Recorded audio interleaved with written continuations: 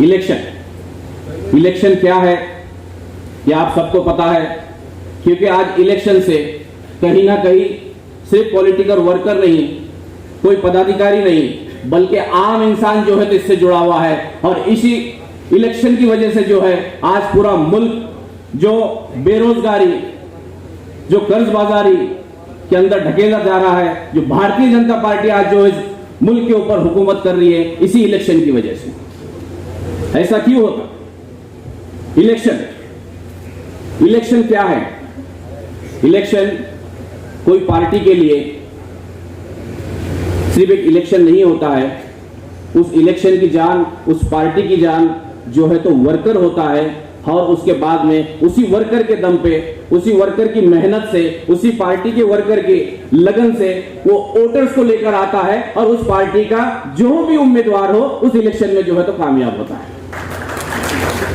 मेरे साथियों, अब तक आपने इलेक्शंस देखा है, लोकसभा के इलेक्शन में भी आपने काम किया है, असेंबली के इलेक्शन में भी जो है तो आपने काम किया है, म्युनिसिपल कॉर्पोरेशन के इलेक्शन में भी आपने काम किया है। और कई हमारे साथी ऐसे हैं, पार्टी के वर्कर्स हैं, जो वर्कर्स होते हुए, कोई पोस्ट पे ना होते हुए, महाराष्ट्र से निकलकर चाहे गुजरात हो, यूपी हो, बिहार हो, यहां पर भी जाके उन्होंने इलेक्शन में जो है तो काम किया है।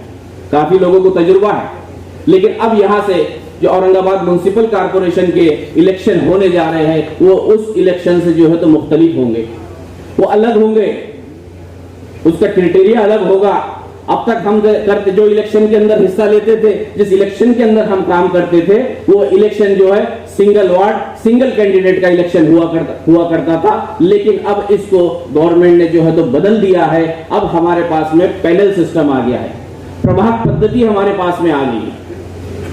प्रभाग कैसे होगा?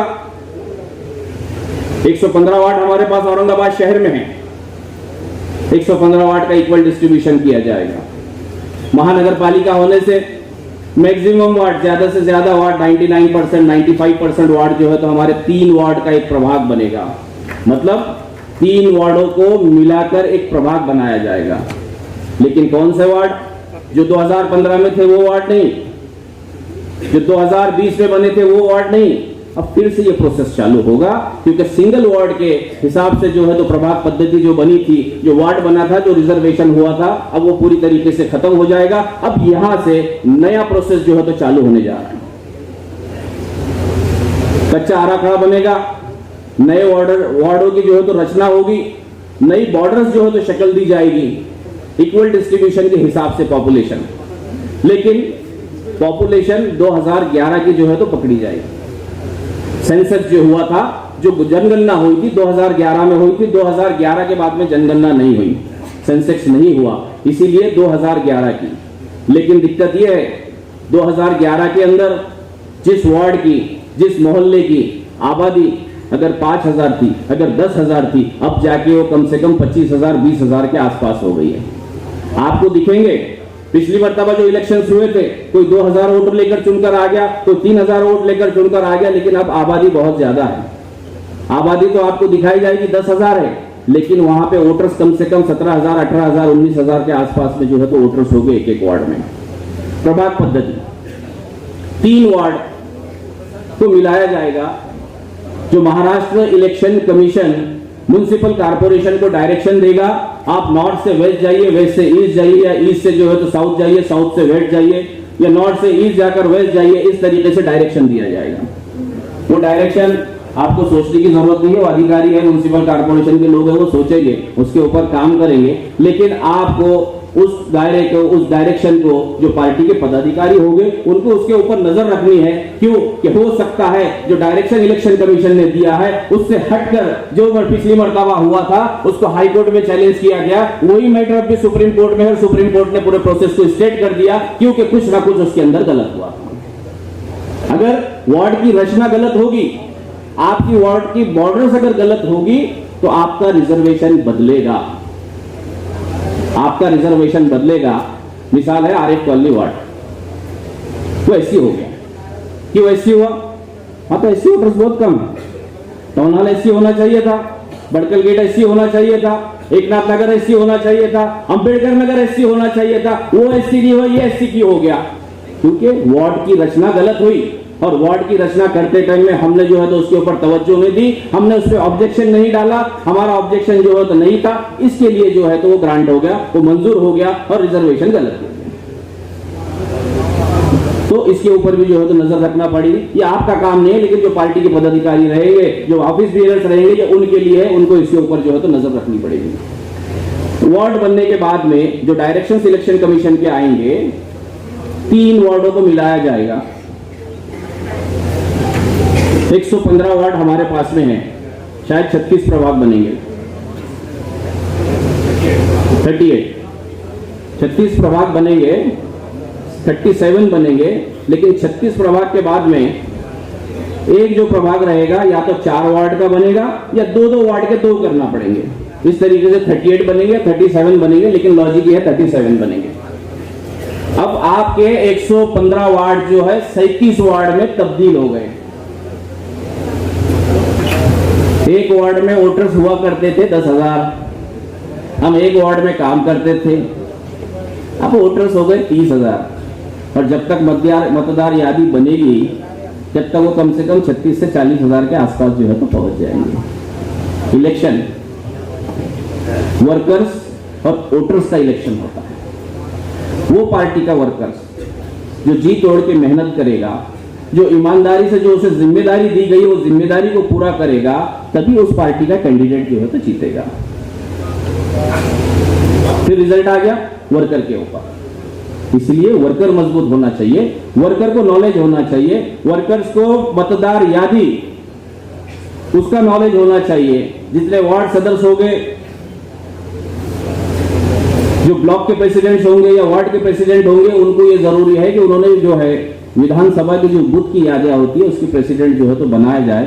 जबकि इलेक्शन आएंगे तो उनको आसानी हो जाए कि एक वार्ड के अंदर जहां पे 40,000 वोट होंगे, जहां 45,000 वोट होंगे, तो अगर उनका बूथ का प्रेसिडेंट रहेगा, उसको उस एरिया के उस बूथ के वोटर्स जो है तो पता होंगे, और कम से कम उस वक्त में उस बूथ पे उस वार्ड में काम करने के लिए 45 लोग जो है तो खड़े होंगे, जिनको तजुर्बा होगा, जो वोट करवा सकेंगे, बाकी जो है तो पार्टी वर्कर्स की मदद से। तो 3 वार्ड, अभी इलेक्शन कैसा होगा? 3 वार्डों का। पहले हम जो कैंडिडेट्स खड़े होते थे सिंगल वोट जो है तो करते थे, एक कैंडिडेट को एक वोट डालना रहता था, एक वोटर को एक वोट डालना रहता था। लेकिन अब एक वार्ड 3 वार्डों का बनने जा रहा है, पैनल बनने जा रहा है। कैंडिडेट तो हो गए 3, कैंडिडेट 3 ही हो गए, A B C, ward number 1 A B C, ward number 2 A B C अ ब क, इस तरीके से जो है तो उसको तरतीब दी जाएगी। इसके ऊपर रिजर्वेशन भी होगा, कैंडिडेट कौन होंगे, कौन से रिजर्व कैटेगरी में कौन कैंडिडेट होगा, ये प्रेसिडेंट साहब तय करेंगे। क्या आपने नहीं देखता? 3 कैंडिडेट्स, हर वोटर को इस मर्तबा 3 वोट डालना है। ये पहली मर्तबा होने जा रहा है। अगर कोई गांव से आया होगा, कोई ग्राम पंचायत में किसी ने अगर वोटिंग की होगी पैनल के ऊपर, तो शायद उनको तजुर्बा होगा, क्योंकि एक्चुअल ग्राम पंचायत में जो है तो पैनल सिस्टम होता है और उनको लोगों को पता होता है कि किस तरीके से वोट डाला जाए। इसमें यह है, पार्टी के जो कैंडिडेट हो गए 3 उस पैनल के अंदर, हर वार्ड से उन्हीं 3 ही कैंडिडेट्स को, वोटर्स को 3 वोट डालनी पड़ेगी। मशीनें सेपरेट होगी, हर वार्ड के कैंडिडेट के लिए मशीनें लगाई जाएगी, लेकिन 3 वोट इस मर्तबा जो है तो करना है। ये पहली मर्तबा जो है तो औरंगाबाद शहर के अंदर होने जा रहा है। 3 वोट डालना है। बाज वक्त क्या होता है, आखिर दादा सामने बैठे हुए ग्राम पंचायत के इलेक्शन जो है तो लड़ते हमारे तालुका सदर सोएगा, एक इसको डालो तो उसको डालो, एक मेरे को डालो तो किसको भी डाल दो।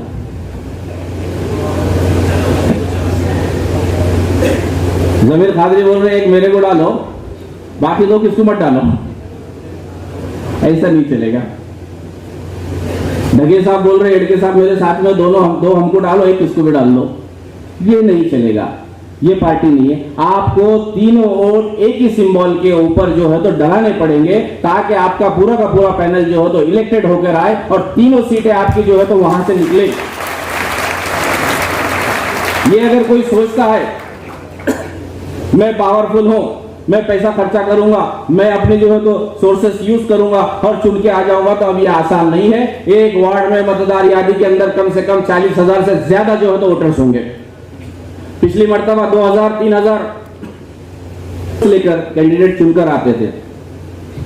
कुछ तो ऐसे भी थे कि 600 650 वोट लेकर भी जो है तो कैंडिडेट चुनकर आए, लेकिन इस मर्तबा ऐसा नहीं होगा क्योंकि वोटरों की तादाद ज्यादा है और अपक्ष कैंडिडेट इसमें बहुत कम हो गए। सिर्फ और सिर्फ अगर आपके सामने कोई कॉम्पिटिट होगा तो पार्टी के ही कैंडिडेट्स होगा जो पैनल लेकर लड़ेंगे। और इस मर्तबा शायद आप लोगों को ज्यादा मेहनत करनी पड़ेगी क्योंकि आपके सामने जो महाराष्ट्र में महाआघाड़ी महाबिगाड़ी है, ये कोई जो है तो अपना काम बिगाड़ने के लिए बहुत ताकत यहाँ पर लगाएंगे और इस मर्तबा अगर आपने उनको नेस्तो नाबूद कर दिए तो वो कभी उठकर जो है तो यहाँ से खड़े नहीं रहेंगे। तो पैनल में हर वोटर से आपको 3 वोट करवा कर लेना है और हर कैंडिडेट ने हर वार्ड में उसके साथ ही 2 कैंडिडेट्स के लिए जो है तो वोटिंग करवा कर लेना पड़ेगी, तभी वो पैनल जो है तो कामयाब होगा। इसमें अपक्ष कैंडिडेट नहीं चुन सकता। अपक्ष कैंडिडेट पैनल अगर बना भी ले, एक वार्ड से उसका अलग सिंबल रहेगा, दूसरे वार्ड से अलग सिंबल रहेगा, तीसरे वार्ड से अलग सिंबल रहेगा तीसरे कैंडिडेट का, लेकिन वो 3 वार्डों से वोट नहीं ले सकता। फायदा सिर्फ और सिर्फ पार्टी का है और मैं समझता हूं कि मजलिस इत्तेहादुल मुस्लिमीन का सबसे बड़ा फायदा है कि आवाम के बीच में अगर आज मौजूद है तो सिर्फ और सिर्फ मजलिस इत्तेहादुल मुस्लिमीन मौजूद है, खासदार इम्तियाज जलील साहब मौजूद है, डॉक्टर गफ्फार कादरी साहब मौजूद है, परेशानी के वक्त में नासिर सिद्दीकी साहब मौजूद है, अरुण गोल्डे मौजूद है। अपने अपने वार्डों में आज भी 2 साल होने के बाद में हर कारपोरेटर जितने मजलिस से जुड़े हुए आज भी मौजूद है। इंशाअल्लाह मजलिस इत्तेहादुल मुस्लिमीन इस पैनल के इलेक्शन में मैं नहीं समझता हूं कि जो टारगेट आपने रखा है क्या शहर हमारा मेयर हमारा, इंशाअल्लाह बिल्कुल 100% जो है तो मेयर हमारा जो है तो यहाँ पे कामयाब होगा। मैं समझता हूँ इससे ज्यादा मालूमात की जरूरत नहीं है। जैसे जैसे इलेक्शन करीब आएगा उस वक्त उस तरीके